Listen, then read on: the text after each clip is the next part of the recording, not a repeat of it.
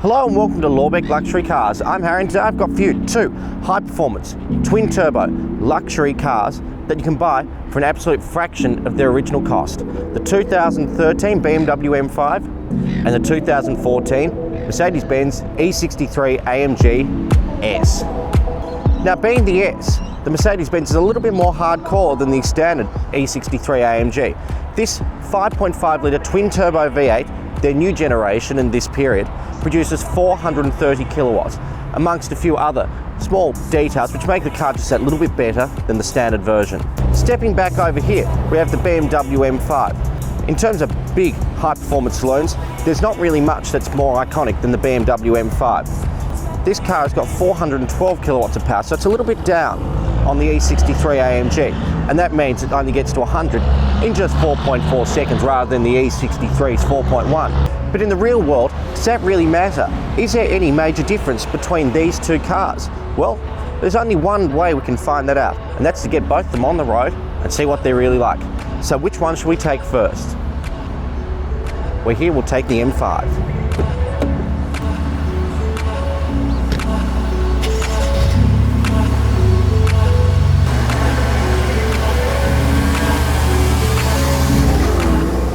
Well, as soon as you jump into the M5, it's immediately apparent that it's a very German car. It's very sensible, very well laid out. There's not a lot to distract you from the overall driving experience. Having said that, there are quite a lot of buttons which do a whole variety of things. I've got buttons for cameras, buttons for suspension, buttons for engine, buttons for steering. And you might argue that it's possibly a bit unnecessary. But if you're the kind of person who likes to have full control over everything they do when they're driving, you probably appreciate it.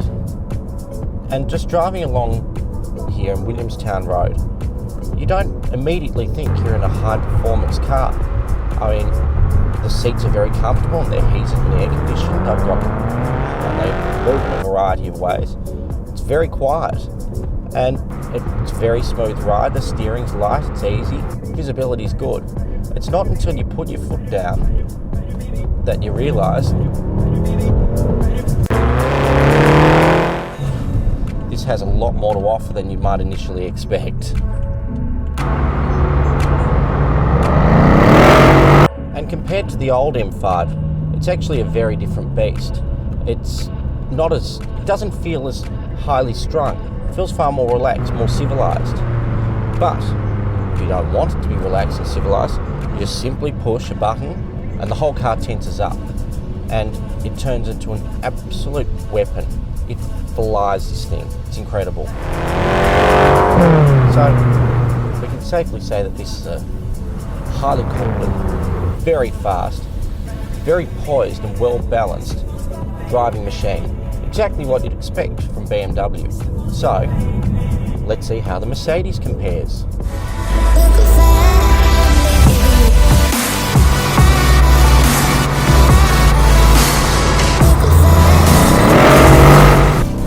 Now, jumping into the E63 AMG-S, it's surprising how different this car feels to the M5. The interior, for one, is very, very different. Very square, very geometric. You might even go as far to say perhaps a little bit boring, but there's very good reason that there's nothing to distract you, because what lurks under the bonnet of this car is an absolute monster. And though both of these are twin-turbo V8s, being a 5.5 litre as opposed to the 4.4 that we see in the M5, this has got a lot more low-end grunt. It feels very, very different. Very different. And it makes it's got sort of an American feel to it. Just a lot of that low-end grunt.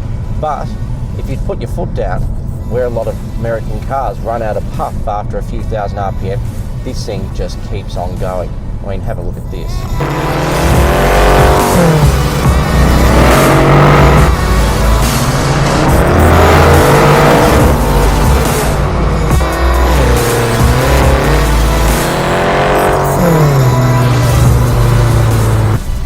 And in that 2-horse race, it's clear that the E63's got more power. So if we ask ourselves all of that, why on earth would you buy an M5 over this E63? Well, it's a very good question. And there are lots of reasons why you might buy an M5 over this car. The M5 does have a little bit more finesse, a far more precision instrument, where the E63, like most AMGs, is an absolute sledgehammer. So it really comes down to what you prefer in a car, I guess. And like the M5, we've got climate control, air conditioning, heated and ventilated seats. Seats that adjust in a whole number of ways I never thought possible. Plus, in the E63, I press a little button and I've got massage seats. Who'd have thought? It's very, very luxurious. Not at all what you'd expect from what is a brutal, hardcore punch in the face sort of car that this machine really is. And amongst all of that, we've got all the usual safety features you get in a Mercedes-Benz. We've got radar, cruise control with pre-safe and this, that and the other. Surround view cameras, airbags everywhere. It's about the safest car on the road. Plus we've got a thumping sound system and a whole number of other options and extras, which if I was to list them all, we'd be here till probably a few weeks.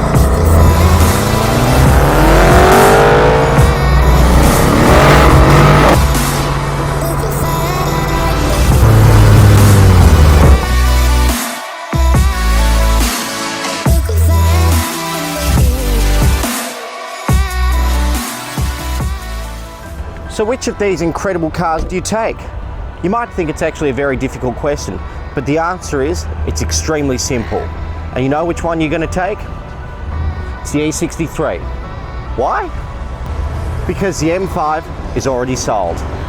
See you next week.